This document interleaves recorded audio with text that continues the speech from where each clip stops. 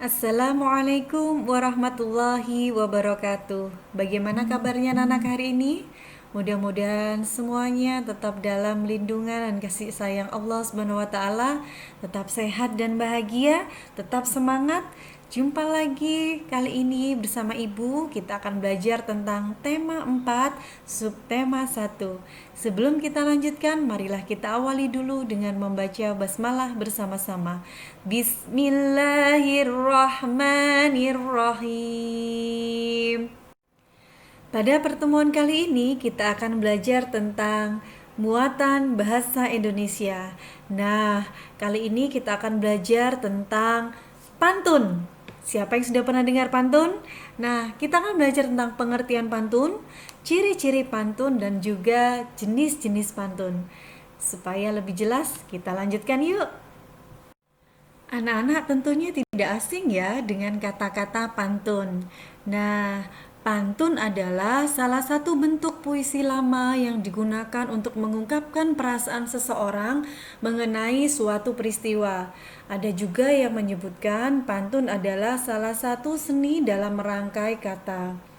Pantun terdiri dari satu bait. Setiap bait terdiri dari 4 baris. Yang perlu diketahui adalah pantun terdiri dari 2 bagian, yaitu sampiran dan isi. Apa sih sampiran itu? Sampiran adalah kata-kata dalam 2 baris pertama, yaitu pada baris pertama dan baris kedua. Sedangkan isi adalah kata-kata yang ada di 2 baris terakhir, yaitu baris ketiga dan baris keempat. Selanjutnya kita belajar tentang ciri-ciri pantun. Yang pertama, bersaja ABAB. Baris pertama dan ketiga huruf terakhirnya sama. Baris kedua dan juga baris keempat huruf terakhirnya sama. Yang kedua, terdiri atas 4 baris dalam satu bait. Yang ketiga, setiap baris terdiri dari 8 sampai dengan 12 suku kata. Dan ciri yang terakhir adalah terdiri atas 2 bagian, yaitu sampiran dan isi. Kita belajar tentang jenis-jenis pantun. Yang pertama, jenis pantun berdasarkan usianya dibagi menjadi 3. Yang pertama yaitu pantun anak-anak, yang kedua pantun anak muda atau remaja, yang ketiga adalah pantun orang tua.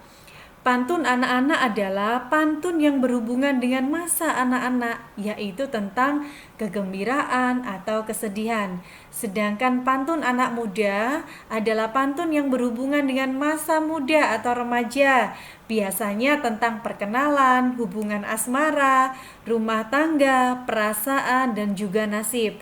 Yang ketiga adalah pantun orang tua. Pantun yang berhubungan dengan orang tua biasanya berisi tentang nasihat, agama, dan budaya.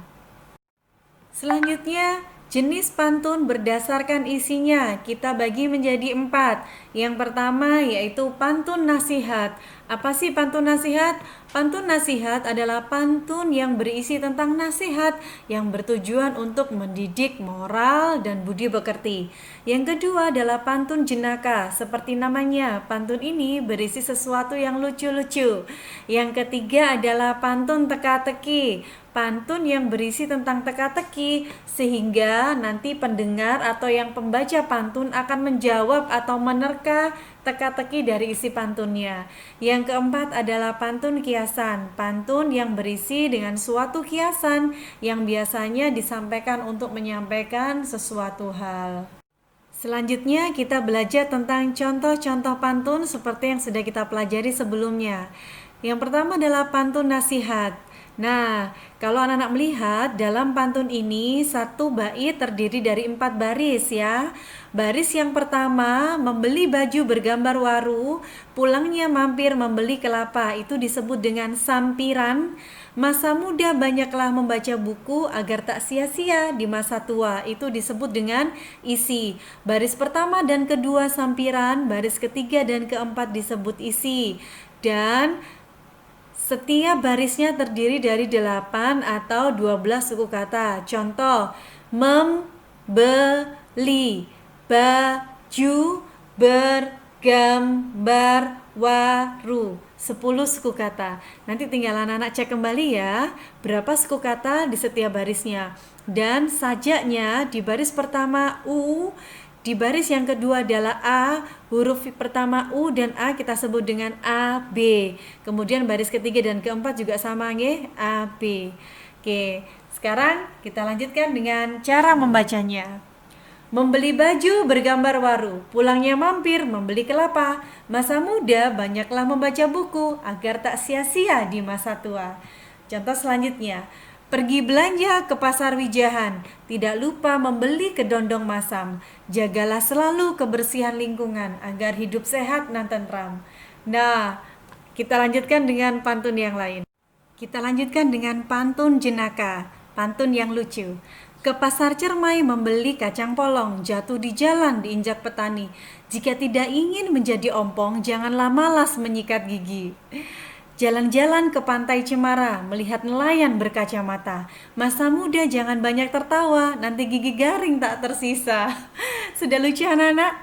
Kita lanjutkan yuk ke contoh pantun yang lain. Pantun selanjutnya adalah pantun kiasan. Dalam lisan banyak merenung, lompat tinggi anak tupai, hendak hati memeluk gunung, apa daya tangan tak sampai. Artinya apa?